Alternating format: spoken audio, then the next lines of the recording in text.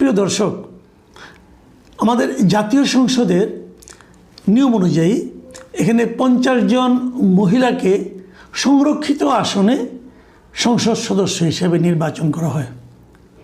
এটা বেশ অনেক আগের থেকে চলছে। প্রথমে এটা 30 জন ছিল, এটা এরশাদের আমলে শুরু হয়েছিল। তখন এটা নিয়ে নানা ধরনের কথাবার্তা হয়েছিল যে এরশাদের আমলে কে কে কোন ধরনের নারীরা সংসদ সদস্য হওয়ার যোগ্য হচ্ছেন, এবং সেটা নিয়ে ওই সময়ে খুব বহুল প্রচারিত এবং খুবই জনপ্রিয় একটা সাপ্তাহিক পত্রিকা ছিল যায় যায় দিন, যার সম্পাদক ছিলেন মিস্টার শফিক রেহমান। তিনি একবার একটা কভার স্টোরি করেছিলেন যে সংসদের 30 সেট অলংকার। এখন সেই কভার স্টোরির কারণে যায় যায় দিন পত্রিকা বন্ধ হয়ে গিয়েছিল, ওনাকে দেশ ত্যাগ করতে হয়েছিল।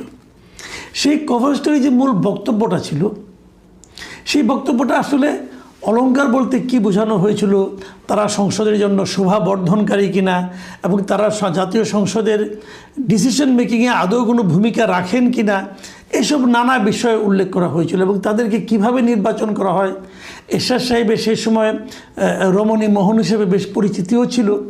সেসব ঘটনাও কিন্তু ওই রিপোর্টে আকারে ইঙ্গিতে এসেছিল। হয়তো সে কারণে এরশাদ সাহেব ওনার উপর খুবই ক্ষিপ্ত হয়ে গিয়েছিলেন এবং উনাকে দেশ থেকে বিতাড়িত করেছিলেন। ওনার পত্রিকাও বন্ধ হয়ে গিয়েছিল। সেই 30 থেকে এখন 50-এ উত্তীর্ণ হয়েছে। কিন্তু এখনও এই নারী যারা সংসদ সদস্য হচ্ছেন, তাদের নির্বাচন প্রক্রিয়া এবং তাদের সংসদের ভূমিকা রাখার যে বাস্তবতা, সেগুলো থেকে কি আমরা বিরাট কোনো পরিবর্তন পেয়েছি? এই প্রশ্নটা কিন্তু আমি মনে করি একটা জরুরি প্রশ্ন। আমাদের এখানে এই যে নারী সদস্য নির্বাচিত হয়, এটা কীভাবে হয়? নিয়মটা হলো আমাদের 300 আসনে ইলেকশন হয়, ডাইরেক্ট ইলেকশন, সাধারণ মানুষ ভোট দিয়ে বানায়। ওখানেও কিন্তু নারীরা নির্বাচিত হন। এবারে নির্বাচনেও অনেক নারী ইলেকশন করেছেন, জনগণ ভোট দিয়েছে, এবং কোনো কোনো নারী পুরুষ প্রার্থীদেরকে পরাজিত করে ইলেক্টেড হয়েছেন। একজন নারী তো আপনার দলের কোনো মনোনয়ন পাননি, স্বতন্ত্রভাবে নির্বাচন করে উনি কিন্তু জাতীয় প্রার্থীদেরকে হারিয়ে নির্বাচিত হয়েছেন। আমি ব্যারিস্টার রুমিন ফারহানার কথাই বলছি। আবার এই রুমিন ফারহানাই কিন্তু 2018-র যে সংসদ ছিল, সেই সংসদে সংরক্ষিত আসনে এমপি ছিলেন বিএনপির।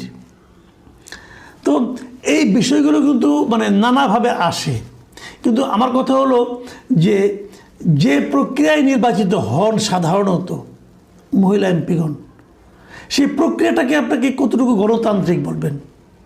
এগুলো কি সাধারণ মানুষের ডাইরেক্ট ভোটে হন না, ওনারা এমপিদের ভোটে হন। যে এমপিরা থাকেন সংসদে, 300 এমপি আছে, এই 300 এমপি ভোট দিয়ে এদেরকে বানায়, 50 জনকে বানায়। হিসাবটা এরকম যে এটা একটু পরোক্ষ ভোট আর কি। এরকম হিসাব যে যেহেতু 300 এমপির জন্য 50 জন মহিলা এমপি, সেহেতু হিসাবটা এরকম যে প্রতি 6 জন এমপির জন্য 1 জন মহিলা এমপি পাবে। এখন যে এটা আনুপাতিক হারে যে দলের যতগুলো, যেমন ধরেন আপনার জামাতে ইসলামের জামাতে ইসলাম এবং তার জোট, তারা 77টা এমপি পেয়েছে। এখন 77টা যদি আপনি এমপিকে যদি আপনি 6 দিয়ে ভাগ দেন, তাহলে আপনি পাবেন 13। তার মানে ওনারা 13 জন এমপি পাবেন এই জোট। তার মধ্যে এনসিপি পেয়েছে 6টা আসন, সেই হিসাবে এনসিপি কিন্তু 6 জনের জন্য 1 জন এমপি পাবেন, এটাই হিসাব। তো এক্ষেত্রে ইন্টারেস্টিং হলো জামাত কিন্তু একটা গণতান্ত্রিক কাজ করেছে। সেই গণতান্ত্রিক কাজটা হলো তারা তাদের জোটের যারা কোনো আসন পায়নি ইলেকশনে, তাদের জন্যও ওনারা 3টা এমপি আসন ছেড়ে দিয়েছেন। জামাতের হিসাবে জামাতের পাওয়ার কথা হলো 12টা এমপি, মহিলা এমপি। ওনারা 12 জনকে মনোনয়ন দেননি, ওনারা দিয়েছেন 9 জনকে, এবং বাকি 3টা ওনারা মনোনয়ন দিয়েছেন তাদের শরিক দলগুলোর থেকে। শরিক দলগুলো কে? একটা পেয়েছে জাগপা, একটা পেয়েছে খেলাফত মজলিস, এবং আরেকটা পেয়েছে এনসিপিকে তারা আরেকটা দিয়েছে। এনসিপির ডক্টর মাহমুদা মিতু উনি পেয়েছেন। তো ওনারা দিয়েছেন 3টা আসন তারা ছেড়ে দিয়েছে, আর বাকি 9টা তারা রেখেছে জামাতের। আর এনসিপির যে একটা ভাগে পাওয়ার কথা, ওটাতে এনসিপির তাদের একজন প্রার্থীকে মনিরা শারমিনকে দেওয়ার কথা আর কি, সম্ভবত উনি হচ্ছেন। এইভাবেই 13টা, আর বাকি 36টা আসন কিন্তু পেয়ে যাচ্ছে বিএনপি। তো 13 আর 36 49। আরেকটা পাবে যারা নাকি স্বতন্ত্র নির্বাচিত হয়েছে, তারা একজনকে, যে কোনো একজনকে তারা দেবে। এইভাবে কোটার ভিত্তিতে এই এমপিগুলো নির্বাচিত হয়। এখন প্রশ্ন হচ্ছে, এই যে নির্বাচিত হচ্ছেন, এদের কাজটা কি? দেখেন, 300 আসনের জন্য 300 জন এমপি আছে। এখন একজন মহিলা এমপি, ওনার জন্য কয়জন, মানে 50 জন এমপির জন্য 64টা জেলা, তাহলে 50টা জেলায় 50 জন থাকতে পারবে, তাহলে আর 14 জেলার কী হবে? তখন এই নিয়মটা করা হয়েছে যে কেউ 2টা জেলা পাবে, ছোটো ছোটো 2 জেলা, কেউ একটা জেলায় পাবে। এইভাবেই তারা ভাগ করা হয়। এখন ওই এক জেলায় মনে করেন 4টা সংসদীয় আসন আছে, অথবা 8টা সংসদীয় আসন আছে, থাকতে পারে। তো সেখানে কিভাবে এটাকে আপনি হ্যান্ডেল করবেন, এই বিষয়গুলো নিয়ে কিন্তু একটা জটিলতা আছে। এবং এই যে মহিলা এমপি নির্বাচিত হচ্ছে, এটা কিন্তু আমাদের সংবিধানের আলোকে হচ্ছে। সংবিধানে বলা হয়েছে যে মহিলা এমপি নির্বাচন করতে হবে 50টা, কিন্তু এটা বলা হয় নাই তাদের কাজটা কি। সংবিধানে কি বলা হয়েছে? বলা হয়েছে যে সংরক্ষিত আসন থাকতে হবে এবং সেটির সংখ্যা বিভিন্ন সময় পরিবর্তন করা হবে। আগে ছিল 30টা, তারপরে হয়েছে 45টা, এখন হয়েছে 50টা, আগামীতে আরও বাড়তে পারে। তো কিন্তু তারা আসলে কি কাজ করবে, তাদের কাজটা কি হবে, এটা সংবিধানে কোনোভাবে ক্লিয়ার করে লেখা নাই। তার মানে সরকার তাদের অনুগ্রহ করে, দয়া করে যতটুকু কাজ দেন, ওনারা ততটুকু কাজই কেবল করতে পারেন, এর চেয়ে বেশি কিছু না। এটা আসলে ওই যে একবার শফিক রহমান অলংকার বলে বিপদে পড়ছিলেন, আমি অলংকার বলতে চাই না, কিন্তু মূলত এটা শোভাবর্ধনের মতোই আমার কাছে মনে হয়, 2-1টা ব্যতিক্রম ছাড়া। তো এরা আসলে, তবে সংসদে যখন তারা বসবে, তারা কিন্তু সংসদে ভোটের ক্ষেত্রে সমান ভোট, পুরুষ এমপির যে ভোট তারও সেই সমান ভোট, পুরুষ এমপিরা অতটুকু আলোচনা করতে পারবে, মহিলা এমপিরাও সেই সমানভাবে আলোচনা করতে পারবে, তারা বিভিন্ন পয়েন্টে কথা বলতে পারবে। এইগুলো জায়গায় তাদের পাওয়ার ঠিক আছে।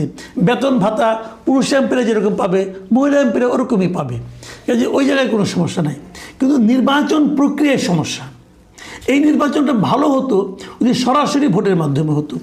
নানা রকম প্রস্তাব কিন্তু ছিল, এবার যে সংস্কার প্রস্তাব ছিল সেখানে কিন্তু নানা ধরনের প্রস্তাব ছিল, কিন্তু বেসিক্যালি বিএনপির মানে আপত্তির কারণে সে সমস্ত প্রস্তাব খুব একটা হালে পানি পায় নাই।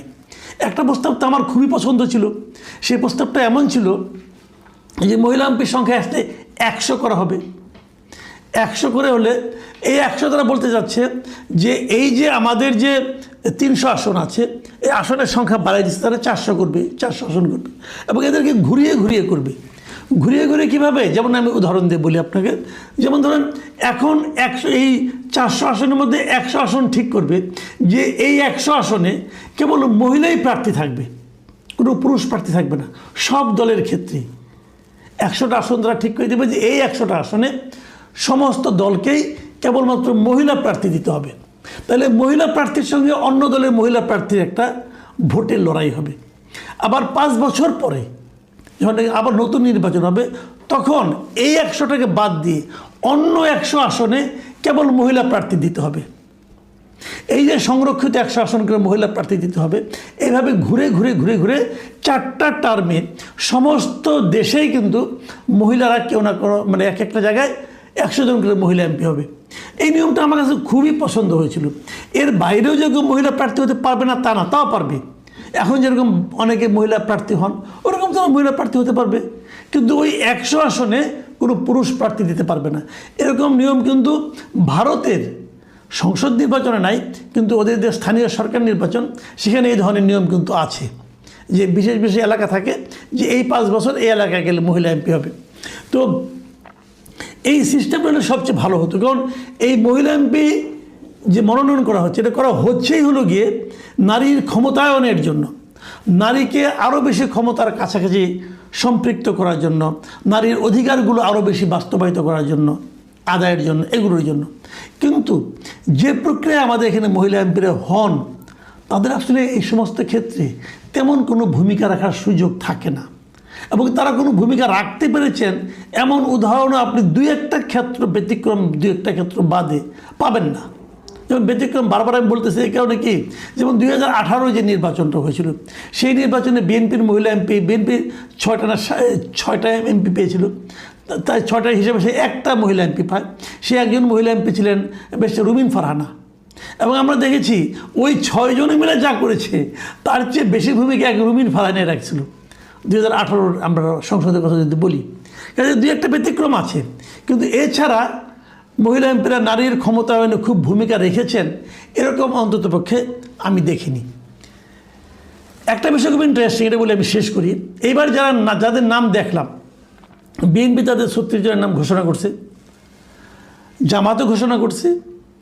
জামাতের একটা প্রথম থেকে বলা হচ্ছিল তাদের কোনো কেন্দ্রীয় নেতৃবৃন্দ কোনো কোটার ভিত্তিতে কাউকে তারা দিবে না, এমপি বানাবে না, কোনো এমপির আত্মীয় স্বজনকে এমপি বানাবে না। এবং যতটুকু আমি জেনেছি তারা সেটা মেনটেন করেছে, তারা রেখেছে।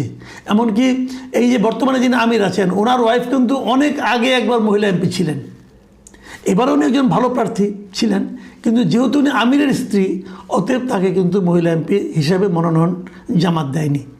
মানে জামাত এক্ষেত্রে কঠোর গণতান্ত্রিক একটা মনোভাব তারা পোষণ করেছে এবং তার বাস্তবায়ন তারা করে দেখিয়েছে। কিন্তু এই জিনিসটা আমরা আবার বিএনপিতে দেখতে পাই নাই। বিএনপিতে কিন্তু আত্মীয় স্বজন, কে কার মেয়েটে, এগুলো মানে বিবেচনায় নেওয়া হয়েছে এবং বিচিত্র বিচিত্র নামও এখানে দেখতে পেয়েছি আমি। যেমন ধরেন একজন এমপি, নরসিংদীর এমপি খায়রুল কবির খোকন, ওনার স্ত্রী শিরিন সুলতানা, উনি মনোনয়ন পেয়েছেন। একজন মন্ত্রী নিতাই রায়চৌধুরী, তার কন্যা নিপুণ রায়চৌধুরী, উনি মনোনয়ন পেয়েছেন। তারপরে আরও দু একজন আছেন যারা নাকি মনোনয়ন পেয়েছেন, যেমন চট্টগ্রামের সাবেক এমপি ও হুইপ ছিলেন যে সৈয়দ ওয়াহিদুল আলম,